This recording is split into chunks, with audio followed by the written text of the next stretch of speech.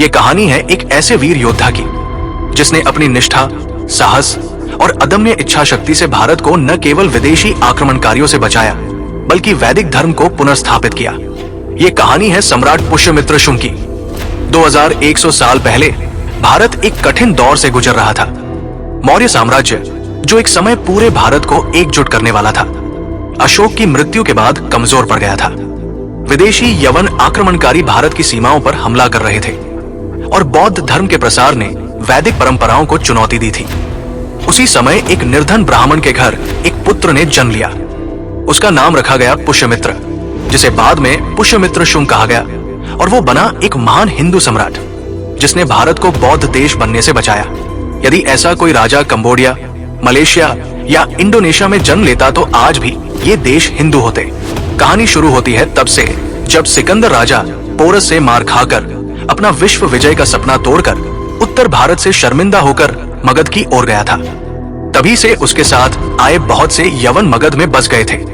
बाद में अशोक सम्राट के बौद्ध धर्म अपना लेने के बाद उनके वंशजों ने भारत में बौद्ध धर्म लागू करवा दिया। ब्राह्मणों के द्वारा इस बात का सबसे अधिक विरोध होने पर उनका सबसे अधिक कत्लेआम हुआ। हजारों मंदिर को बौद्ध स्थल में बदल दिया गया।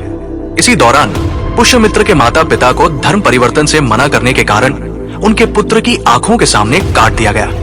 बालक चिल्लाता रहा, मेरे माता पिता को छोड़ दो, पर किसी ने नहीं सुनी। माँ और बाप को मरा देखकर पुष्यमित्र की आंखों में रक्त उतर आया। उसे गांव वालों की संवेदना से नफरत हो गई।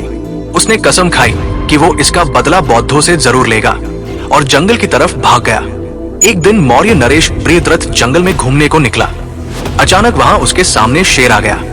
शेर सम्राट की तरफ झपटा।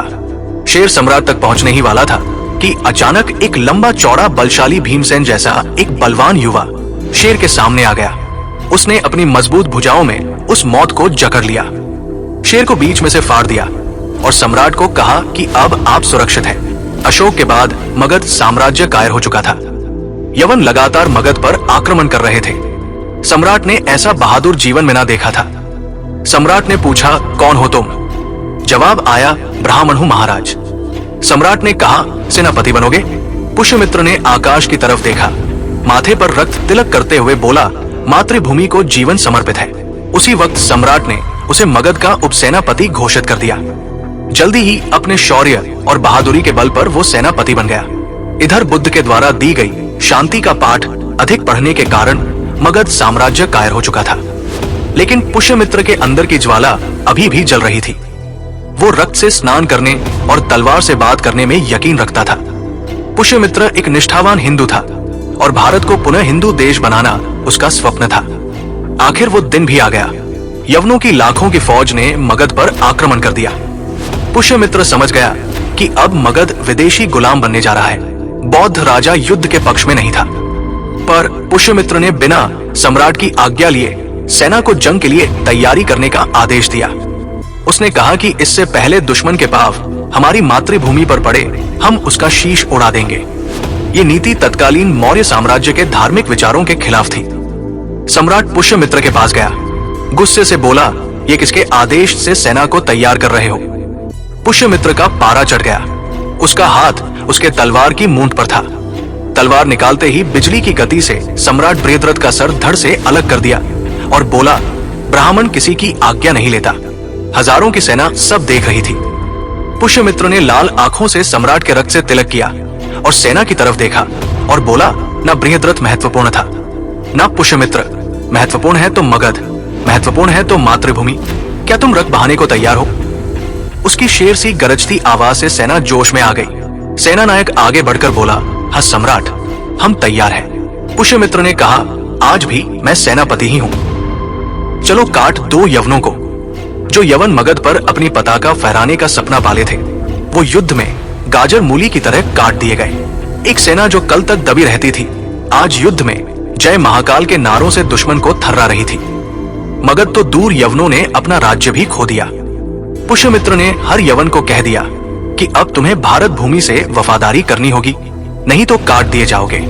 यवनों को मध्य देश से निकालकर सिंधु के किनारे तक खदेड़ दिया और पुष्यमित्र के हाथों सेनापति एवं राजा के रूप में उन्हें पराजित होना पड़ा। ये पुष्यमित्र के काल की सबसे महत्वपूर्ण घटना थी। इसके बाद पुष्यमित्र का राज्याभिषेक हुआ।